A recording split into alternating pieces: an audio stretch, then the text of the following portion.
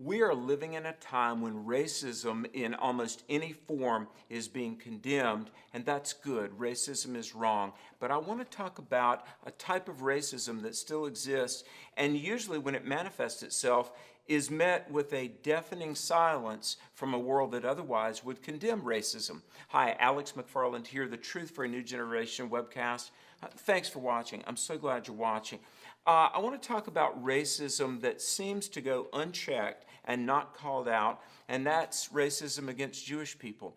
Recently, the Philadelphia Eagles player DeSean Jackson tweeted a quote that was attributed to Adolf Hitler.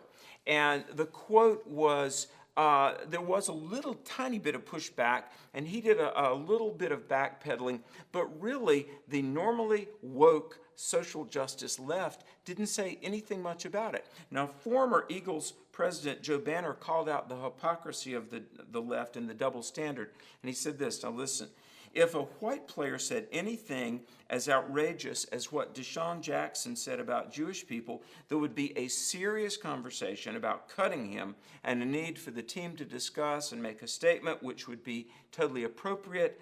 And Banner said of DeSean Jackson's anti-Semitic tweets, absolutely indefensible. The rapper Ice Cube, hugely talented individual, but Ice Cube has tweeted out a series of memes and statements about history that are wildly inadequate. And let me just say this, now listen very carefully. When pictures and caricatures and cartoons of African Americans have been disparaging and really over the top, and traditional racist tropes have been laid out there, there's a swift and appropriate condemnation. But Ice Cube tweeted memes, one in particular that especially was very disparaging, disrespectful, and racist against Jewish people. And from the left, the progressives, there's been a deafening silence. Why is this? Why, in a world that is woke and racism is wrong, why is it okay to be racist against Jewish people? Now, let me tell you this. More than 200 universities where I've spoken, it's an honor. I love to travel and preach. On 3 different occasions during a Q&A in front of hundreds of students, I've had students deny the Holocaust. And guess what the faculty said? Nothing. One of those was about 5 years ago at UNC Chapel Hill.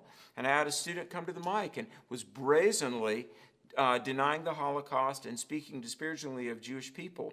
And I said to some of the faculty present, I said, are you guys not going to say anything? We know. Listen, I've been to the Holocaust Museum in Jerusalem. We know the Holocaust was real. Can you imagine if somebody said, well, slavery in colonial America didn't exist, never happened? Imagine the outcry if something that ludicrous were set forth. Now, I want to come back to this, but let me say a word how much I appreciate all of you watching and sharing these TNG webcasts. By the way, if you publicly share, if you like us on YouTube, the Truth for New Generation Apologetics channel, and publicly share these Facebook posts from Rev. Alex McFarland, you're automatically entered to win our book giveaway. And we love to give away a book every Friday, and we're doing that this Friday. We're pulling a name out, and we're going to share the book, The God You Thought You Knew, is going out. So please share and please subscribe. We appreciate that. I just moments ago found out also that this Sunday, July 12th, I will be on the D. James Kennedy Show, something we filmed a few months ago. The website is Truths That Transform, or the D. James Kennedy Show, Sunday, July 12th. Please look where it will be in your area. Dr. Kennedy was a great scholar. I'm honored to be on his program this weekend. But folks, let me circle back to the topic at hand. Listen, for literally thousands of years, the Jewish people have been persecuted, maligned, denigrated. And I want to say this as a Christian. True Christians love the Jewish people because, look, not only do we have the written revelation of God in the Old Testament, not only do we have the foundation of human rights, the 10 Commandments, and so much I could say about the moral code that we get from Moses and Mount Sinai, but through the Jewish people came Jesus, my Savior. And we need to stand up and call out the anti-Semitism against Jewish people that is allowed to go unchecked. There's an article in the Wall Street Journal, a writer named Cynthia Ozick, Anti-Semitism and the Intellectuals. Now listen to this quote, kind of lofty prose here, but this is worth saying, and I applaud the Wall Street Journal for publishing this just about a week ago. Universities publish academic volumes claiming that Israeli Jews deliberately maim innocent Palestinians, all in properly credentialed, theorized prose. Sophisticated terms such as boycott, divestment, sanctions designed to weaken and dismantle the Jewish state are touted by the superior pronouncements of university professors, members of Congress, like Joe Biden, aspiring politicians, respected journalists who have forsworn impartiality for advocacy, and other pinnacles of societal influence. Now, what Ozick was saying in this Wall Street Journal article that I would urge you to seek out is that people that otherwise would stand up for human rights, unbiased and objective, they stand against Israel. They speak disparagingly of the Jewish people. And I want to say this regarding the nation of Israel. Been there, met with many of their leaders. Look, God gives nations the right to self-defense.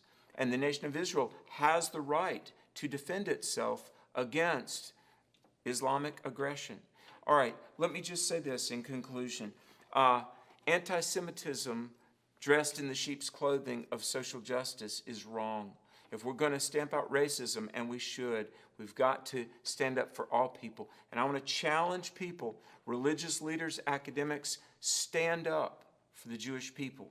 Because anti-Semitism is wrong, and in this woke world of the 21st century, we're not going to let it go without calling it out.